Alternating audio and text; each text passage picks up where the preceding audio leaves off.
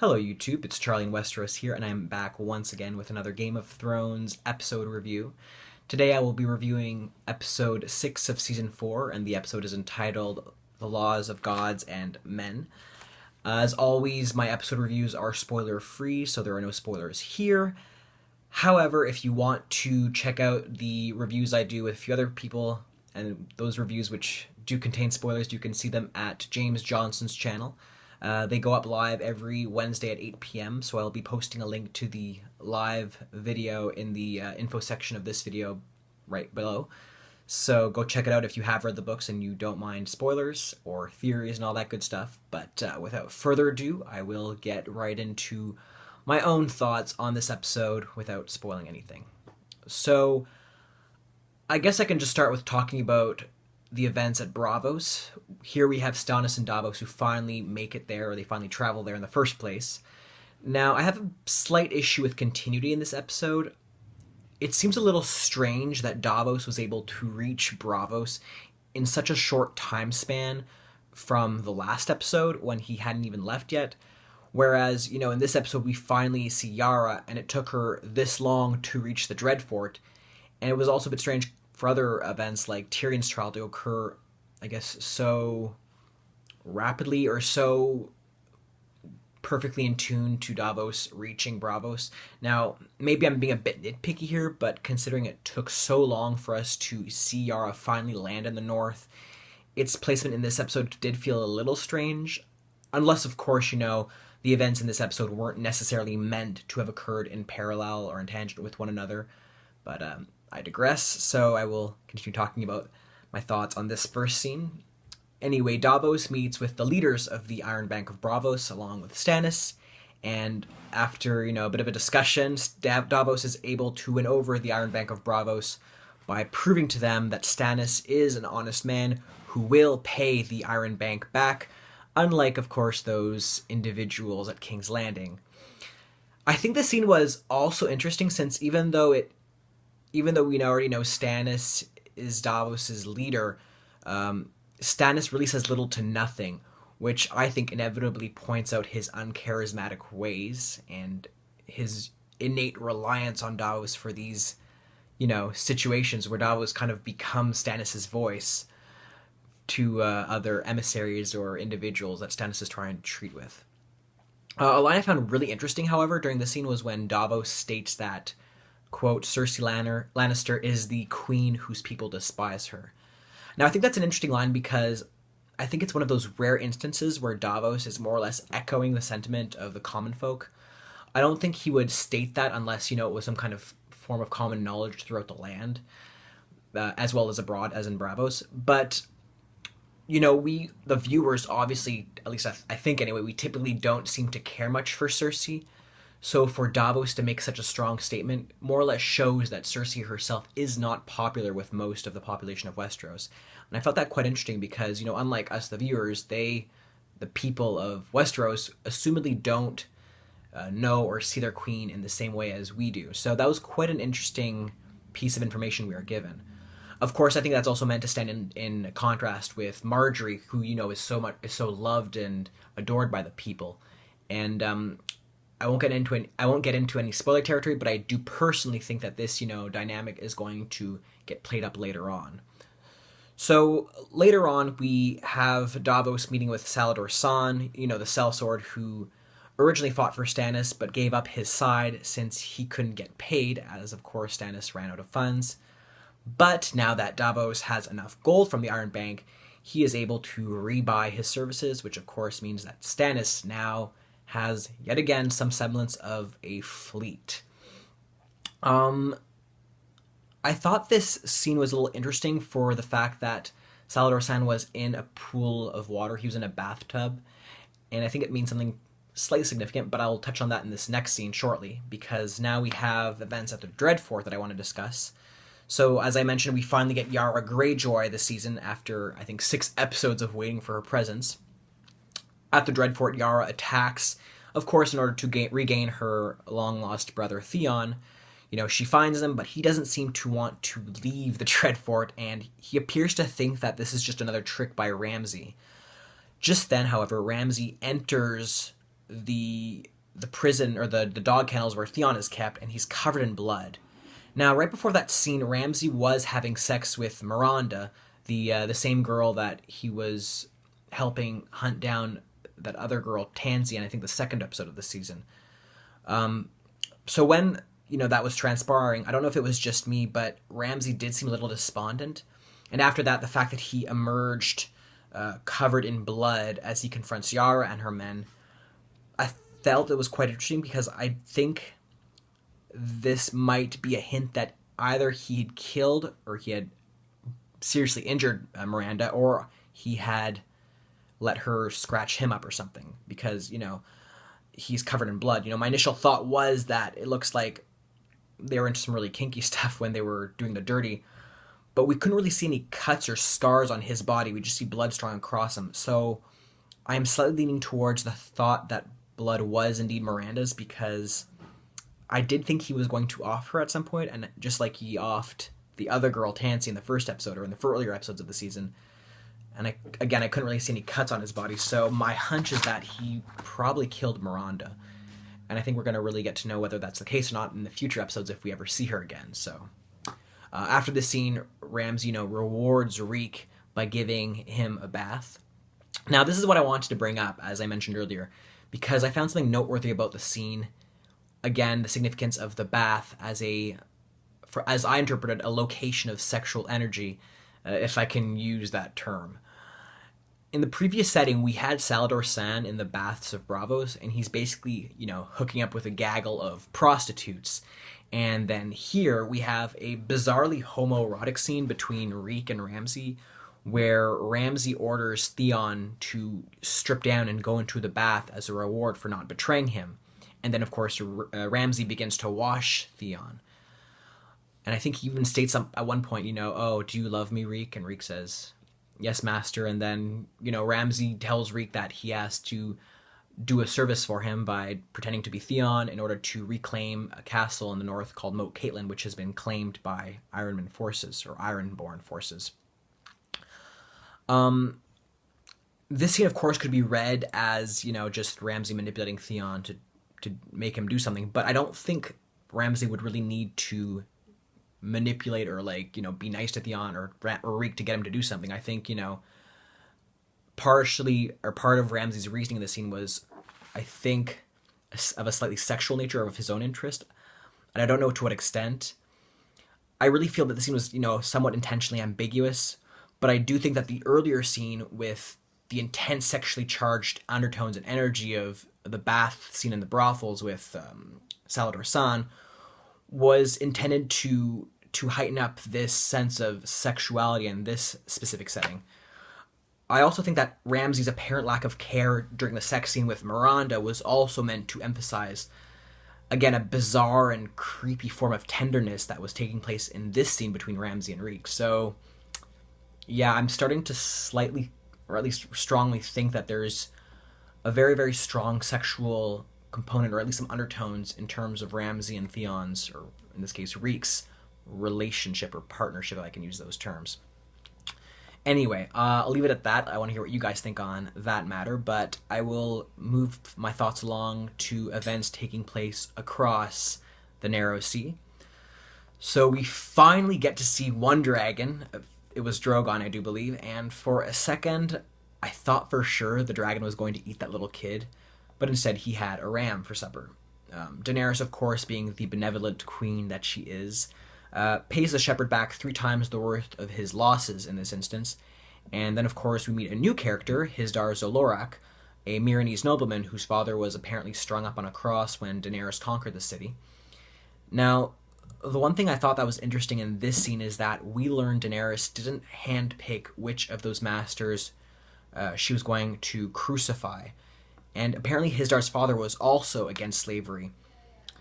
And again, although she doesn't openly state it, I think that Daenerys' permitting Hizdahr's father a proper burial and a slight hint of her discomfort that was shown in her face, I think anyway, hints that she might be realizing that she made some pretty strong mistakes in her choices of masters to be crucified. The most significant way I think this scene is relevant, however, is, of course, in the way it relates to the actual title of the episode, which is The Laws of God and Men. And although I think, the title directly is meant to speak to the trial of Tyrion, it definitely does hint at Daenerys' interaction with Hizdahr in this instance, where Hizdahr, tells her of his desire to bury his father in proper funeral rites, as are the customs of Meereen, which just directly speaks to the laws of men, i.e. the laws of the men of Meereen. Whereas Daenerys' judgment of the Masters in previous episodes when she had them all crucified, and even in this case as well, where she permits Hizdahr's father a proper burial, speaks towards her own laws, that is, the laws of a god in this case. As she is basically treated like a god by the freed slaves of Slaver's Bay. And, this image was especially emphasized in the previous scene when the shepherd sees her, he goes to visit her about his concern for his lost flock of sheep or his dead sheep or whatever. And, he's practically praying to her for help. He's not asking her. He's not a disgruntled servant. He's literally praying to a god to have some help. Just like, in ancient times, Egyptians, for example, might have prayed to the sun god Ra for better harvest. I'm making that up on the spot, but you get what the image I'm getting at. She's treated like a god, and this, of course, totally speaks towards her interest in as far as it relates to the title of the episode. Nevertheless, going back on topic, and in spite of Daenerys' ruling Meereen like a god, the fact that she has over 200 people going to visit her in that one day to express their grievances, or I guess in this instance to quote pray to her in a way, also demonstrates that being a god and trying to be a good god or a good ruler even isn't always that easy. So I will leave my thoughts of events in Essos there, because I want to move on to discussing the real brunt of this episode, which is the events that take place at King's Landing.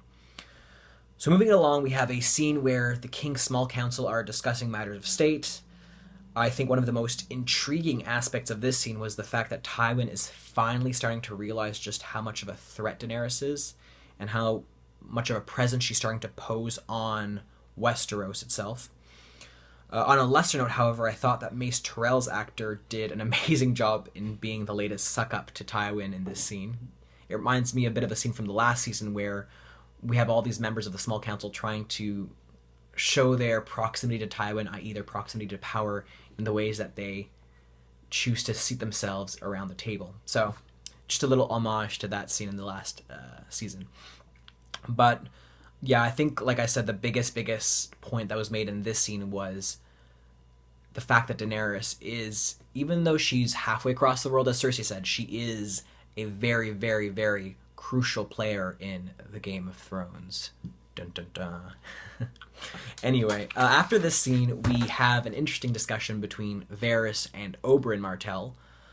I think the most telling part of this scene is that Oberyn is a very, very observant person and clever. He could, for example, immediately tell that Varys was from Lys originally, even though apparently Varys does not have an accent anymore. What was very fascinating about this scene to me was that Varys claims he was never interested in boys or girls before he was a eunuch, which to us, the viewers, kind of hints at the fact that he might be asexual. And of course, I love the line that he delivers in which he states that, love or lust or yearning for another really does no one favors in this universe and kind of distracts you from the true goals of kingship or of ruling or even just living in a sense.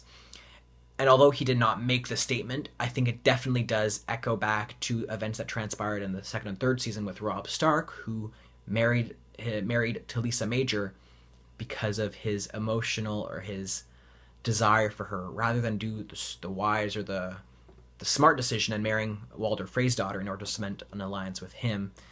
And, probably he would still be alive if he did choose that option. But of course, just as Varys points out, matters of the heart do cloud one's judgment. And I know he didn't state it in those words, but I guess that's my way of reinterpreting what he stated. Going back to his statement that he is, or this implication that Varys is asexual, however, my personal hunch, though, is that he became a eunuch before he was ever able to become sexually interested or active. I do recall he was castrated when he was very young, so that's just my hunch in that matter. But of course, we know so little about Varys' past that who really knows? He could even be lying for all we can tell. Anyway, moving it along, after this scene, we have finally the trial scene for Tyrion. Of course, Tywin, Mace, and Oberyn are the judges, and we get a succession of testimonies from a number of individuals, which are, totally BS, or at least modified truths. And these are testimonials from Maester Pycelle, Meryn Trent, Cersei Lannister, and lastly, Varys himself.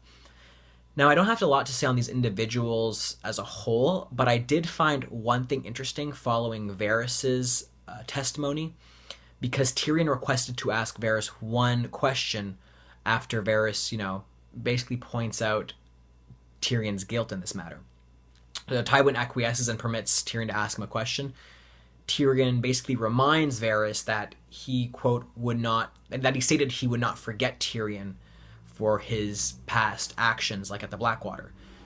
To which Varys replies, quote, "Sadly, my lord, I never forget a thing." Now, on the surface, this may not mean much, but of course the subtext, in my opinion, is that Tyrion is asking Varys if Varys will do anything he can to help Tyrion out of this mess specifically. And of course, Tyrion visibly is not displeased with Varys' reply, since it naturally hints that Varys does still intend to help Tyrion out in some covert sense by his response to Tyrion's question. At least that's what I read into it. After that scene, Jaime goes to his father, Tywin, in the hopes that Tyrion's life will be spared in exchange for him giving up his oath as a member of the Kingsguard. Tywin obviously agrees to this because it's obvious that Tywin always intended to allow Tyrion to live, and he even reveals that he wanted Tyrion to become a member of the Night's Watch after he is, found guilty, and that would be his punishment or for his supposed crime. So I guess we're relieved temporarily, but then the scene goes back to the last witness of the trial, and that is Shae, and I have quite a few thoughts on this character for this episode. If you have watched my spoiler theory videos, especially as they relate to Shae, you will know that my opinion of her is kind of, or at least seemingly, diverting from what's going on in the episode that just happened, episode 6. Because on the surface, it seems like Shae is betraying Tyrion, assumedly because, he sent her away. However, I have still some trouble accepting this as a fact. During the trial, she seemed visibly uncomfortable and totally uneasy, and her answers seemed very rehearsed in most of the cases anyway. My personal hunch, and again, this isn't any spoiler per se, but I do suspect she was captured before she could leave King's Landing, and I think anyway, she was forced to provide the confession that she gave under, from what I would think is the threat that if she didn't give those confessions, Tyrion would be executed. Now, it's still possible that she totally betrayed him because of what he did to her, but Shae's not a dumb girl. She has to know that he didn't do it because she disliked her. So this betrayal in this scene just totally came off as strange, if indeed she was doing this or performing this betrayal out of her own volition. So again, I have some doubts as to her genuinity or her genuineness. I don't know if that's a word if that's a word I can use, but I'll use it in this context. In the end, and in spite of this apparent betrayal by Shae supposedly, I do love the way Tyrion flipped Tywin's manipulation on its head, and I love that he demanded a trial by combat, because I think Tyrion's decision here came more or less about following the hints given by Varys that he still supports Tyrion. And again, this isn't me spoiling anything, but it is like a thought I have based on these occurrences that Varys will have some part to play in helping Tyrion out following these events that just transpired. Obviously, though, Tyrion did make he obviously made the decision to demand a trial by combat, basically as a FU to his father, and basically to go against what people were trying to, or at least what his father had intended for him in the long term. It's almost like he's freeing himself from his destiny imposed by his father. He if I can relate to the title of the episode, Tyrion, the man, is freeing himself from the laws his father, a quote-unquote god in this category, in this sense, was trying to impose on Tyrion. So it definitely is a very, very interesting dynamic, and I'm really, really excited to see how this plays out. I really, really honestly got to tell you guys, I have a lot of spoiler content type thoughts for this episode, so it is a little hard for me to just keep it to the spoiler-free stuff. So please, if you have read the books, and if you don't mind spoilers, do check out James Johnson's group video review that we will be doing this Wednesday at 8 p.m. Again, link in my description, or in this info channel, or in this info video. In the info section of this video will be posted there to go find that group discussion, which of course you can view live. So you can see my full thoughts there, which will be a lot more detailed, and I have a lot more insights on this episode. So by all means, go there. Last time I'm going to say it. Again, I will try to get somebody to join me for next week's for next week's spoiler-free review. So I apologize if it's once again just me, because I know some of you loved seeing my good friend Pranika 2 weeks ago. Sadly, she's gone, but I'll see if I can't get somebody else who is just as wise and intelligent and beautiful, maybe, for next week. Anyway, that's basically all for now. Again, if you enjoyed this review and if you like my videos in general, please don't hesitate to like this one, subscribe to my channel if you care to, and of course, comment away, give me your thoughts on this episode. Again, it's a much shorter video than I had originally intended for this review. I've been quite busy, didn't have quite as much time as I would have liked to dedicate on reviewing this episode, but again, I do have more thoughts for the spoiler-friendly video review, so check it out. Anyway, that is all for now, folks. I will hopefully have more to say next week, and hopefully I will see you guys this Wednesday. So that is all. Take care for now. Peace.